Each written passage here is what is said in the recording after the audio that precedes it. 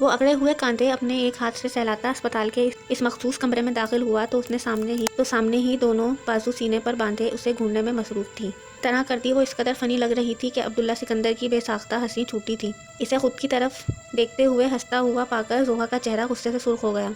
क्या हो गया भाई, मेरा बेबी इस कदर गुस्से में क्यों है आज? वो हल्के फुल्के अंदाज में सवाल करता इसके बेड के करीब आकर कुर्सी खींचकर बैठ गया। 2 दिन से कहाँ थे आप गंदे डॉक्टर? इसके तरह से मुखातब पर अब्दुल्ला सिकंदर की आंखें फैल गईं। ऐसा कौन सा जुर्म हो गया मुझ मासूम से कि मैं हैंडसम डॉक्टर से गंदे डॉक्टर पर आ गया? लोगों की प्रमोशन होती है और मेरी डिमोशन हो गई। इसकी बात पर जोहा इसे भरपूर तरीके से घूरने लगी। 2 दिन मेरे पास नहीं आए, सबसे कहा आप बुला दें। किसी ने भी मेरी बात नहीं मानी। अम्मी भी जोहा को यहाँ अकेला छोड़कर घर चली गई। जोहा से कोई प्यार नहीं करता, वो कहती एकदम चेहरा दोनों हाथों में छुपाकर रो दी तो अब्दुल्ला सिकंदर बौखला गया। जोहा क्या हो गया है यार? मैं हूँ ना। आई एम सॉरी, मैं मसरूफ़ रहा 2 दिन, इसलिए नहीं आ सका। आज के बाद ऐसा नहीं होगा। मैं जितना भी मसरूफ़ रहूँ तुम्हारे पास ज़रूर आऊँगा। और तुम्हारी अम्मी भी तो सारा वक्त यहाँ रहकर थक जाती है ना, थोड़ी देर रेस्ट करने गई होंगी, आ जाएंगी वापस। चुप कर जाओ ना प्लीज़, मुझे रोते हुए बच्चे बिल्कुल अच्छे नहीं लगते। वो उसे समझाता आखिर में शरारत से बोला तो जोहा रोना धोना भूलकर गुस्से में आती दोनों हाथों से इसके सीने और बाजुओं पर मुक्के बरसाने लगी, जिसके जवाब में वो इसी से अपना बचाव करता हंसता चला गया। वो शॉपिंग करके जिस वक्त घर लौटे हर तरफ अंधेरा फैल चुका था। शानजे के लाख बार बार मना करने के बावजूद गाजान इसे ज़रूरत की हर चीज़ वाफर मिकदार में दिला चुका था। शानजे सब देखती सोचने लगी कि ऐसा सब कुछ तो ख्वाब में भी ना सोचा था जो कुछ वो इसे दिला चुका था। शॉपिंग करने के बाद वो डिनर बाहर से ही कर घर लौटे थे। शॉपिंग बैग से लदे फंदे वो आते ही सोफे पर ढेर हो गए। लाउंज में हीटर चल रहा था, जिसकी वजह से बाहर की निस्बत अंदर अच्छी खासी गर्माहट थी। उसे वहीं छोड़कर गाजान चाय बनाने किचन की तरफ चल दिया। काम वाली के बेटे की तबीयत कुछ ख़राब थी, जिसकी वजह से वो शाम को छुट्टी करके जा चुकी थी। चाय बनने के बाद वो दोनों कप थामे लाउंज में आया तो शान से सोफे की पुश्त के साथ टेक लगाकर बैठी थी। इसकी जैकेट और शाल लिए वो जाने क्यों गाजान सिकंदर को दिल के बेइंतहा करीब महसूस हुई। कप टेबल पर रखते वो इसके करीब ही बैठ गया। शानी उठें, चाय पी लें, फिर रूम में चलकर सोएं। वो नरमी से इसे गाल थपथपाता बोला। वो धीरे से आंखें खोल गई, फिर उसे अपने इस कदर करीब बैठे देखकर तेज़ी से सीधी होकर बैठी। इसके उठने पर भी गाजान इससे 1 इंच भी दूर ना हुआ, बल्कि एक कप इसके हाथ में पकड़ाकर दूसरा खुद पकड़ता वहीं इसके बिल्कुल करीब रिलैक्स होकर बैठ गया। शुरू करें, ठंडी हो जाएगी। वो दाएं हाथ में कप पकड़े बाएं हाथ को सोफे की पुश्त पर फैला गया तो शान से इसके हिसार में आ गई। एक घबराहट सी थी जो इसका वजूद का अहाता किए हुए थी। दोनों ने चुपचाप चाय पी तो गाजान बर्तन रखने किचन की तरफ चल दिया। शान से कुछ शॉपिंग बैग्स पकड़ती कमरे की तरफ बढ़ गई ताकि इन्हें अलमारी में तरतीब दे सके। वो अलमारी में चीज़ें तरतीब दे रही थी जब गाजान कमरे में दाखिल हुआ। हीटर ऑन करने के बाद वो अपना नाइट ड्रेस लेता रूम की तरफ बढ़ गया। चेंज करके बाहर आया तो शान से अलमारी में मुंह दिए खड़ी थी। वो मजबूत कदम उठाता इसकी जानिब बढ़ा और ज़मीन पर पड़े एक बैग से इसका एक नाइट ड्रेस निकालता इसके हाथ में थमा गया। रात बहुत हो चुकी है और सर्दी भी। चेंज कर बेड पर आए, बाकी काम सुबह साबरा से करवा लीजिएगा। वो हतमी अंदाज में बोला तो शान से सर हिलाती बाथरूम की जानिब चल दी। इसके जाने के बाद वो बाकी शॉपिंग बैग्स उठाकर सोफे पर रखता रूम लॉक करके बेड की तरफ चल दिया। 10 मिनट के बाद वो बाथरूम से निकली तो गाजान सिकंदर की निगाह बेसाख्ता इसकी तरफ उठी थी, जो पिंक ट्राउज़र शर्ट पर इसी की शाल अच्छे से सर पर लपेटे अलमारी से जाए नमाज निकाल रही थी। गाजान गहरी सांस भरता साइड टेबल पर लैपटॉप उठाकर कल होने वाली मीटिंग्स की डिटेल देखने लगा। नमाज अदा करने के बाद वो बेड पर आकर बेड की दूसरी तरफ बैठ गई। गाजान ने लैपटॉप से नज़र उठाकर देखा तो वो हाथों पर लोशन लगा रही थी। गाजान की नज़रें इसके हाथ पर अटक गईं, इसके हाथों पर टिक सी गईं। इसके हाथ बहुत खूबसूरत थे, नाजुक से हाथ और लंबी मखरूती उंगलियां, देखने में बहुत नर्म नाजुक और हसीन।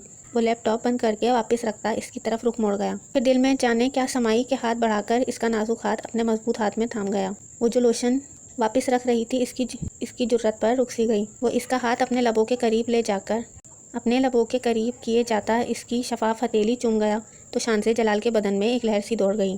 वो अपना हाथ वापस खींचने लगी जब वो इसकी कोशिश को नाकाम बनाता इसे ही अपनी तरफ खींचकर अपने हिसार में कैद कर गया। धीरे धीरे से इसके गिर्द लिपटी चादर उतारकर साइड पर फेंकी और सिया घनी जुल्फों में मुँह छुपाता इसे सांस रोक लेने पर मजबूर कर गया।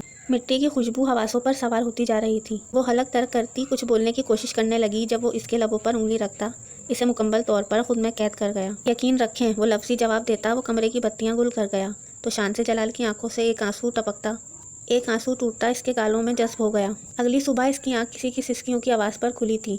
सामने ही वो चाय नमाज पर बैठी चेहरा दोनों हाथों में छुपाए सिसक रही थी। गालिबन फजर की नमाज अदा करके बैठी थी। इसके यूँ रोने पर वो हैरत व परेशानी से बिस्तर से निकलता इसकी तरफ बढ़कर इसके बिल्कुल करीब बैठ गया। शानी, क्यों रो रही है मेरी जान, सब ठीक तो है? वो इसके हाथ चेहरा हटाकर इसका भीगा सुर्ख चेहरा देखता फिक्रमंद अंदाज में पूछने लगा। वो आंसू बहाती नफ़ी में सर हिलाकर इसकी गिरफ्त से अपना हाथ आज़ाद करवाने लगी। पर ऐसा मुमकिन कहाँ था? क्या हुआ है शानी? वो इसके हाथ अपने हाथों में दबाता अब की बार संजीदगी से पूछने लगा तो वो इसके सीने में चेहरा छुपाती फूट कर रो दी। वो एक हाथ से इसके कमर के गिर्द बांधे दूसरे हाथ से इसका सर थपथपाने लगा। मुझे बहुत बहुत डर लग रहा है, वो हिचकियों से रोती हुई बोली थी। किस बात से डर लग रहा है मेरी जान, और क्यों इस तरह रो क्यों रही हो? इसके यूं नरमी से पूछने पर वो मज़ीद तकलीफ से रो दी। इसे कैसे बताती कि इसकी कुर्बत हासिल करते ही कुछ खो देने का डर भी लाहक हो चुका था। कैसे बताती कि एक माँ के जुल्म पर रो रही थी जो इसकी ममता का सौदा कर चुकी थी। कैसे बताती कि गोद भरने से पहले ही गोद उजड़ने का खौफ इसे रोने पर मजबूर कर रहा था। इसके इस कदर रोने पर गाज़ान सिकंदर का जहन जब इसके पीछे की वजह को खोज उठा तो वो लब भींचकर इसे मज़ीद सख्ती से खुद में छुपा गया। अल्लाह की रहमत से मायूस होना कुफ्र है मेरी जान। गाज़ान सिकंदर के होते हुए इसकी बीवी रोए या खौफ खाए तो लानत है फिर गाज़ान सिकंदर पर। हमेशा से नाइंसाफ़ी का शिकार गाज़ान सिकंदर कभी भी अपनी प्यारी बीवी के साथ नाइंसाफ़ी नहीं करेगा, यकीन रखें। वो इसका सर बार बार चूमता इसे यकीन दिला रहा। वो कैसे इस चंद दिन के वक्ती शौहर पर यकीन कर बैठती जबकि इसकी अपनी माँ ने इसका यकीन तोड़ा था। यकीन तो ना आया, वो इसके आंसू ज़रूर ठहर गए और वो लब सिए इसके हिसार में पड़ी रही। एक माह बाद गाजी आकर नाश्ता कर लें।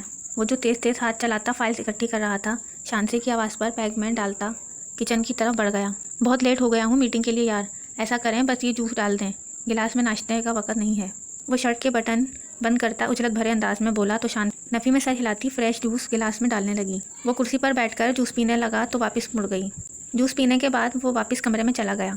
शांति जानती थी ठीक 2 मिनट बाद इसे पुकारेगा और ऐसा ही हुआ। शानी, वो मुस्कुराकर नफ़ी में सर हिलाती कमरे की तरफ बढ़ गई। मेरी जान, मेरी घड़ी नहीं मिल रही। हमेशा कहता था कि मुझे इन चीज़ों की आदत मत डालें। शुरू से अपना हर काम खुद करने की आदत थी मुझे, पर आपने बिगाड़ दिया है मुझे। वो इसे अपने करीब आता देखकर वहीं शिकवे करने लगा जो पिछले 1 माह से करता आ रहा था। वो इसका हर छोटे से छोटा काम भी खुद किया करती थी। गाज़ान सिकंदर के कहाँ किसी ने ऐसे नखरे उठाए थे। वो इसे मना तो करता था मगर अंदर कहीं बहुत खुशी भी महसूस करता था जब उसे अपना ख्याल रखते और नखरे उठाते देखता था। जब तक आपकी बीवी हूँ आपकी खिदमत करना, आपका हर काम करना, आपको सुकून फराम करना मेरा फ़र्ज़ है। ये लीजिए, यहाँ सामने ही तो रखी थी। वो सादगी से कहती घड़ी इसके हाथ में पकड़ा गई मगर वो घड़ी के साथ इसका हाथ भी थाम गया। इसके हाथ से घड़ी थामकर वो इसी हाथ को इसकी कमर के गिर्द बांधता दूसरे हाथ से शांसे का हाथ थामकर अपने दिल के मकाम पर रख गया। तवाना दिल के धड़कते शोर को अपनी हथेली तले महसूस करती शांसे घबरा उठती जब वो झुककर इसकी थोड़ी चूम गया। काश मैं बता सकता मेरी कुर्बत के रंगों में रंगी किस कदर हसीन लगती हैं आप। वो नरमी से इसे खुद में भींचे इससे अलग हुआ। बहुत देर हो गई है, बाकी बातें रात में। इसका माथा चूमकर वो बैग पकड़ता कमरे से निकला तो शांसे भी इसके साथ ही निकली। नाश्ता कर लें अभी, फिर चले जाइएगा। वो इसका सर थपथपा कर निकलने लगा जब वो इसे 1 मिनट रुकने का कहती किचन की तरफ भागी। वो वापस आई तो इसके हाथ में टिफ़िन बॉक्स था। मीटिंग से फ्री होकर खा लीजिएगा, याद से भूखे मत रहिएगा। वो बाहर का खाना बहुत कम खाता था। वो जानती थी अब सारा दिन कॉफ़ी पर ही गुजारा करता, इसीलिए लंच पैक कर दिया था। मेरी प्यारी बेगम, वो मोहब्बत से कहता इसे फिर से अपने साथ लगाता इसके हाथ से बॉक्स पकड़कर ऑफिस के लिए निकल गया तो इसे सी ऑफ करने के बाद वो भी नाश्ता करने चल दी। मौसम बहुत हसीन हो रहा था। जल्दी से तैयार हो जाएं, आज बाहर चलेंगे। वो गाज़ान के कपड़े इस्त्री कर रही थी जब मोबाइल पर इसका मैसेज मौसूल हुआ। बाहर कहाँ? वो जवाबी सवाल करती मोबाइल साइड पर रख गई। फिर से उठाना पड़ा जब अगली बार दोबारा बज उठा। आवारागर्दी करने, अच्छे बच्चे आवारागर्दी नहीं करते गाजी। मैं तो अच्छी बच्ची हूँ पर आपका पता नहीं। लब दबाकर वो मैसेज टाइप करती सेंड कर गई। हाँ डार्लिंग, अब तक आपको पता नहीं चल सका मैं कितना अच्छा बच्चा हूँ। अभी रात को ही तो बताया था, भूल गई तो आज फिर से याद दिलाऊं।